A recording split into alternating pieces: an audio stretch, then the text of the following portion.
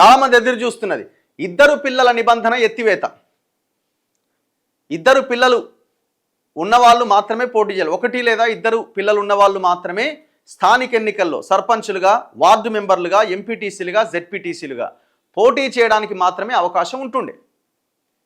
1994 మే 30వ తేదీన subject correction date అటు ఇటు 1994లో ఈ చట్ట సవరణ తీసుకొచ్చారు లోకల్ బాడీస్లో. కారణం ఏంటి అంటే జనాభా నియంత్రణ కోసం ఆనాడు ఎవరి గవర్నమెంట్ ఉంది, ఎన్టీఆర్ గవర్నమెంటే ఉందనుకుంటా కదా, ఆనాడు ఉమ్మడి ఆంధ్రప్రదేశ్లో ఉన్నప్పుడు ఈ చట్టాన్ని తీసుకురావడం జరిగింది. అయితే దీని మీద పెద్ద ఎత్తున నిరసన వ్యక్తం అవుతుంది ప్రజల నుంచి. జనాభా నియంత్రణ కోసం పెట్టారు, ఇప్పుడేమో పిల్లల్ని కనండి అంటున్నారు. ఇప్పుడు చంద్రబాబు నాయుడు అంటలేడు ఇంకా పిల్లల్ని కనండి అని. ఫెర్టిలిటీ రేట్ పడిపోతున్నది, యువకుల సంఖ్య తగ్గిపోయే ప్రమాదం ఉన్నది భవిష్యత్తులో. మరి ఇప్పుడు ఒకనాడు అంటే జనాభా పెరుగుతున్నది కాబట్టి ఆ విషయం చెప్పారు. మరి ఇవాళ సిచ్యువేషన్ చాలా వేరేగా ఉన్నది. సో కాబట్టి ఇద్దరు పిల్లల నిబంధన ఎత్తేయండి అనే నిరసన చాలా పెద్ద ఎత్తున ప్రజల నుంచి వచ్చింది డిమాండ్. ఆంధ్రప్రదేశ్లో పోయిన సంవత్సరమే ఈ నిబంధన ఎత్తేసారు, నవంబర్ నెలలో అనుకుంటా. సో తెలంగాణలో ఎత్తేయలేదు. నిన్న క్యాబినెట్ దీన్ని ఆమోదించింది. మంత్రి పొంగులేటి ప్రకటించిండు ప్రెస్ మీట్లో, ఇద్దరు పిల్లల నిబంధన ఎత్తివేత. ఇద్దరికన్నా ఎక్కువ సంతానం ఉన్నవారు కూడా స్థానిక ఎన్నికల్లో పోటీకి అర్హులే. అంటే ముగ్గురున్నా నలుగురు పిల్లలున్నా వాళ్ళు అర్హులే. ఇంతకుముందు 1994కి బిఫోర్ తర్వాత 94కి తర్వాత ఎవరికైనా ముగ్గురు పిల్లల్ని అంటే వాళ్ళు అనర్హులు. దాంట్లో కొన్ని గైడ్ లైన్స్ ఉన్నాయి. కవలలు పుడితే అవకాశం ఉంది.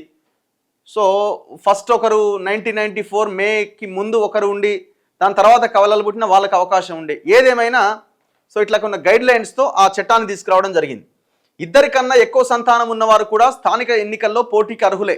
రాష్ట్ర మంత్రివర్గ సమావేశం నిర్ణయం. అండ్ దాంతోపాటు వానాకాలం సీజన్లో 80 లక్షల టన్నుల ధాన్యం సేకరణ. ఈ సీజన్లో కూడా సన్నాలు క్వింటాకు 500 రూపాయల బోనస్ అట. పాతవి వచ్చినాయి. రైతు ఖాతాల్లో వెంటనే మద్దతు ధర బోనస్. Metro స్వాధీనానికి committee. కొత్తగా 3 అగ్రి కాలేజీలు. నల్సార్లో స్థానిక కోట 50% పెంపు. హ్యామ్ మోడల్లో 10,547 కోట్లతో 5,566 కిలోమీటర్ల రోడ్ల నిర్మాణానికి టెండర్లకు ఆమోదం. డిసెంబర్ 1 నుంచి 9 దాకా ప్రజాపాలన విజయోత్సవాలు, క్యాబినెట్ నిర్ణయాలు. 2 ఏళ్ళు అవుతుందట. ఇక మొత్తం ధూమ్ ధామాటిగా మస్తు చేసినాం మేము. ఇక మొత్తం మార్పు వచ్చేసింది. ధూమ్ ధామ్ కార్యక్రమాలు చేయాలన్నట.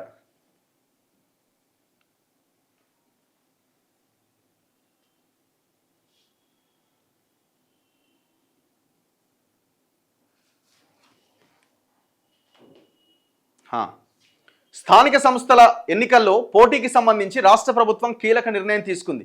స్థానిక ఎన్నికల్లో పోటీకి ఇద్దరు కంటే ఎక్కువ సంతానం ఉన్నవారు అనర్హులు అన్న నిబంధన ఎత్తేసింది.